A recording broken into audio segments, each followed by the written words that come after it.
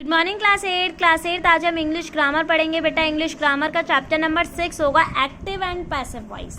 बेटा आज हम एक्टिव एंड पैसिव वॉइस पूछेंगे। देखिए, the teacher teaches me English daily. Teacher मुझे इंग्लिश डेली पढ़ाती है। English is taught to me by the teacher daily. English मुझे पढ़ाई गई टीचर के जरिए डेली। तो ये दो सेंटेंसेस थे।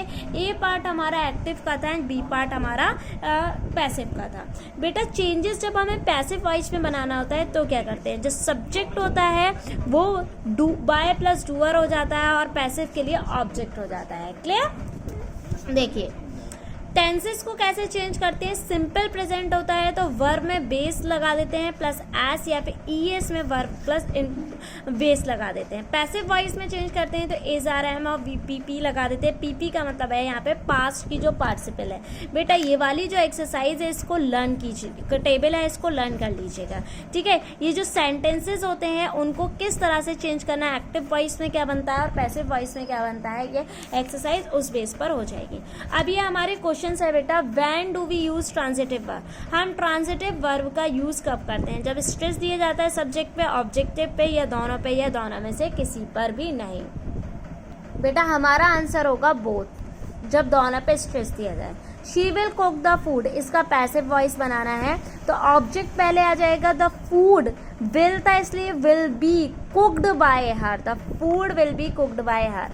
अब वॉइस है इस फॉर्म में, हमें बताना है voice is the form of a.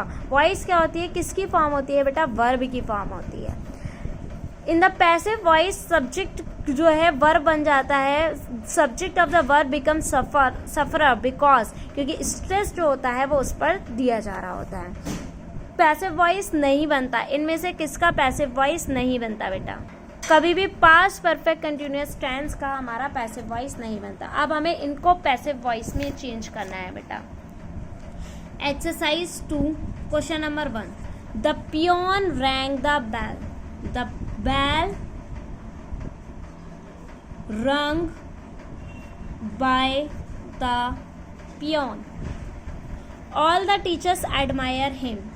He was admired by all the teachers. इस तरह से इसके पैसिव वॉइस हम बना लेंगे। क्लियर? एक्सरसाइज 3 में हमें एक्टिव वॉइस बनाना है बेटा। A pen was given to him by Zeenat. Pen दिया गया है इसे जीनत के जरिए, तो हम क्या लिखेंगे, exercise 3 part A, Zeenat gave him a pen. ठीक है, नेक्स्ट है they were given some money by me. उन्होंने कुछ मनी मुझे दी। some money